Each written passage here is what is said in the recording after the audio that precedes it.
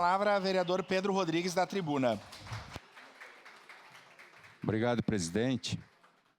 Para o conhecimento de todos, o pedido de um determinado partido político com uma DPF, destituição do poder familiar, o ministro Alexandre de Moraes autorizou que continuasse fazendo aborto até o 6º, 7º, 8º e 9º mês gestacional. O PL 1904 de 2024 busca garantir que o aborto não seja reconhecido como direito sem previsão de limite gestacional durante toda a gravidez, mas limite no máximo em 22 semanas, que inclusive uma criança de 5 meses já pode ser tirada e viver fora do útero da sua mãe. Existem filas gigantes de espera para a adoção, a começar por casais homoafetivos, entre muitos outros que não podem gerar.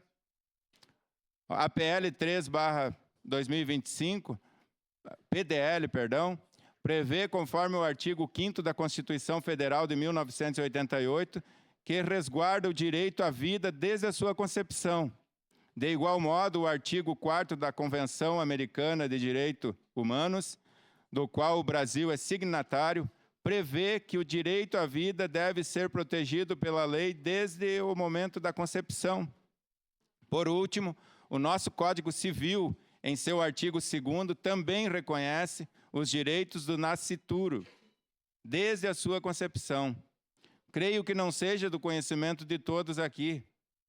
A prática cruel com que é feito esse aborto é dada uma overdose, ou seja, uma superdose, uma injeção de cloreto de potássio direto no coração do bebê.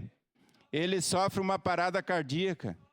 Segundo relatos de especialistas, a criança pode levar até 24 horas para morrer após a aplicação.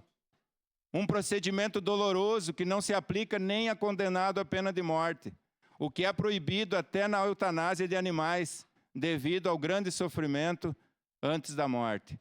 Então, devido a isso, senhor presidente, e a outros tantos motivos a mais, eu subo essa tribuna, pedir apoio a esses dois projetos de lei, a essa moção, e peço que os colegas, os nobres pares, nos apoiem votando sim nessa moção de apoio. Obrigado, senhor presidente.